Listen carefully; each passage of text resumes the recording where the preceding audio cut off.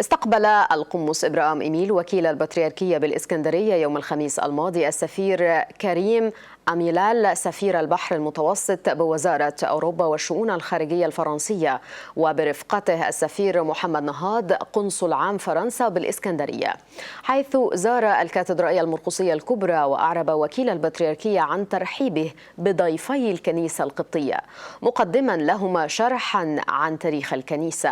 ومن جهته عبر السفير عن سعادته بهذه الزيارة التي تعد الزيارة الأولى له للكنيسة القبطية.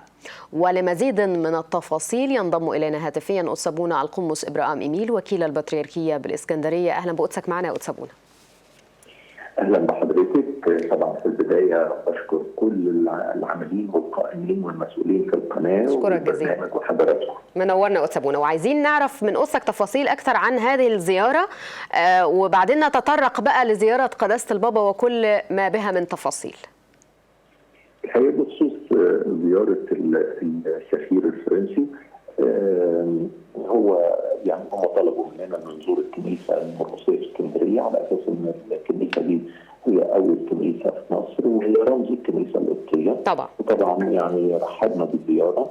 ومن الحاجات اللطيفه ان هو الراجل اول ما جه قال انا اسمع كتير عن الكنيسه القبطيه، انما ما زرتش ولا مكان خاص بالكنيسه القبطيه رغم اني زرت مصر قبل كده عده مرات، فده يعتبر اول مكان تابع للكنيسه القبطيه بيزور. اثناء زيارته للكنيسه المرقسيه قدمنا شرح عن الكنيسه القبطيه بصفه عامه، تاريخها، ازاي قدمت عبر التاريخ شهداء، ازاي كانت رائده في مجال الرهبنه خرجت من مصر، ازاي كان فيها علماء في اللاهوت اثروا في اللاهوت المسيحي في العالم كله زي اثناسيوس الكبير، زي كرولوس الكبير وغيرهم. وكانت فرصه الحقيقه انه يتعرف اكثر على الكنيسه القبطيه، والراجل الحقيقه ابدى سعاده كبيره وابدى من رغبه انه في المرات القادمه يزور اديره واماكن اكثر يتعرف أكثر. يعني هي كانت زياره على سبيل التعارف. بالضبط. تمام. احنا معظم اخبار حلقتنا النهارده متعلقه بزياره قداسه البابا للاسكندريه، والحقيقه انه واضح انه كان فيها العديد من الانشطه المختلفه والفعاليات. سريعا كده أتسابونا نمر على هذه الزياره. والحقيقه يعني قبل ما اتكلم عن الفعاليات حابب اقول حاجه، ان الزياره كانت زياره مكثفه جدا طبعا جدا. واضح. والحقيقه واحنا بنحط البرنامج مع قداسه البابا او بنقترح البرنامج على قداسه البابا، كنا قدمنا لقداسته برنامج يعني في فترات من الراحه، يعني مراعاه لظروف قداسه البابا الصحيه وحاجات زي كده. انما هو قداسته الحقيقه اصر ان البرنامج يكون مكثف جدا ويكاد يكون ما فيش فيه اي فترات للراحه غير دقائق قليله بين كل حدث والتاني. لدرجه ان احنا اشفقنا على قداسته من كتر تلاحق الفعاليات. يعني الزياره بدات يوم السبت صباحا بقداس مع مجمع كهنه اسكندريه كله، وفي القداس ده كان ترقيه 15 اب كاهن. وبعد القداس كان في فرصه لاجتماع مجمع كهنه اسكندريه مع قداسه البابا.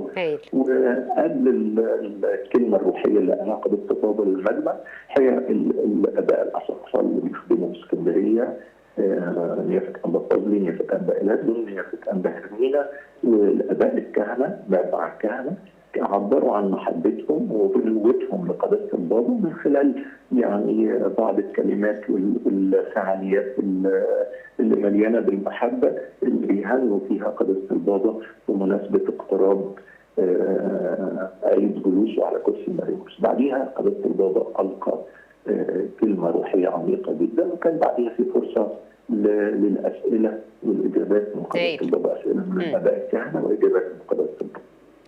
بعديها قداسه البابا كان في اللقاء ده كان خاص بحوالي 20 اب كاهن حديث الرساله مرسومين في اخر 10 سنوات، التحقوا بكورس عن التدبير الكنسي، مهارات القياده والتدبير الكنسي تابع للمعهد القبطي للتدبير الكنسي، وعرضوا المشروعات بتاعتهم بتاعت التخرج. بالظبط. عرضوا مشاريع التخرج بتاعتهم قدام قداسه البابا، كانوا متقسمين مجموعات، كل مجموعه عملت مشروع تخرج، فكانوا 4 مشاريع عرضوها قدام قداسة البابا. والحقيقة المشاريع كانت كلها أفكارها جميلة جدا ومثمرة جدا ومفيدة جدا، وفي الآخر قداسة البابا وزع عليهم بنفسه شهادة التخرج. هايل. بعديها كان في تخرج الدفعة حوالي 100 خريج من معهد المشورة. كل ده في نفس اليوم يا أستاذ؟ كل ده في نفس اليوم، وكلها فعاليات الحقيقة كبيرة ومكثفة.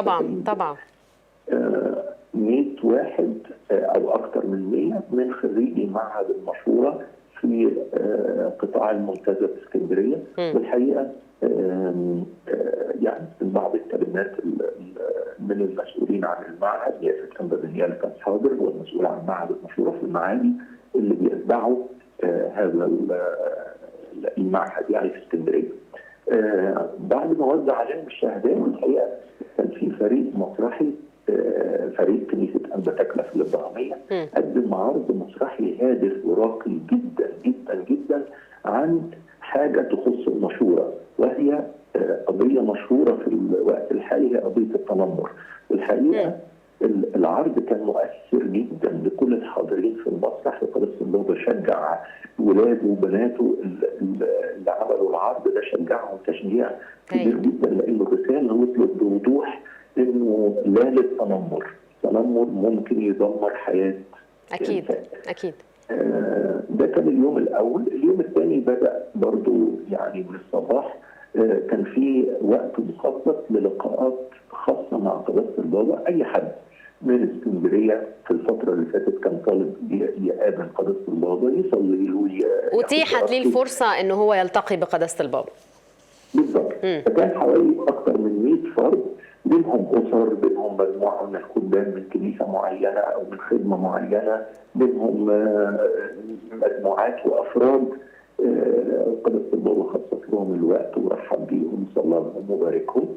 بعديها قداسة البابا افتتح مركز الكرمة للتوجيه الوظيفي، وده مركز عاملاه البطريركية تخدم بيه اسكندرية كلها من خلال إيجاد فرص عمل، بس قبل إيجاد فرص عمل تأهيل وتدريبهم. ده حقيقي. احنا شفنا تأهيلهم لسوق العمل.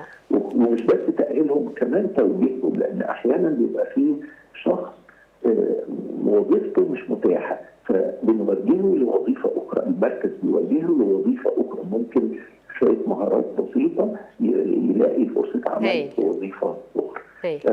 افتتح، وكان حاضر عدد كبير من أصحاب الشركات سواء المسلمين أو المسيحيين في اسكندرية. والحقيقة برضو قداسة البابا شجع الفكرة جدا. بعديها قداسة البابا التقى بهيئة تدريس الكلية الكليريكية، كان لقاء استعرض فيه خطتهم للسنة الجاية. بعديه يعني بعد اللقاء حتى كان أول الغداء معاهم، وبعديه على طول كرم الفائزين في كورس. ده حقيقي. اسمه انت نجم. انت نجم الكورس ده مخصص لسن الاعدادي والثانوي، او كورس كان اونلاين عملوا مركز البابا. ده حقيقي. احنا تابعنا فعاليات هذه الاحتفاليه من خلال تقرير عرضناه، لكن أنا ملاحظة أتسابونا أنه أصداء هذه الزيارة مؤثرة جدا. يعني سريعا كده أتسا قول لنا أصداء هذه الزيارة على محافظة الإسكندرية، لأنه من الواضح أنه النتائج إيجابية جدا. الحقيقة الزيارة تركت أثر إيجابي ومفرح جدا جدا جدا. تخيل حضرتك لما يبقى مثلا ولاد في إعدادي أو في ثانوي وقداسة البابا بنفسه اللي يسلمهم الشهادات. طبعا تخيل إن أثر عليهم جدا. خريج الكليريكية، مش يعني كل الفئات وكل الأطياف خرجت بكمية طاقة إيجابية جبارة. وقداسة البابا الحقيقة ده حقيقي في كل لقاءاته وفي كل فعالياته بيترك أثر إيجابي مفرح جدا في نفوس الكل. حقيقي. الزيارة تركت هذا الانطباع وهذا الأثر. أكيد. بشكرك جزيلا أتسابونا القمص إبراهام إميل وكيل البطريركية بالإسكندرية.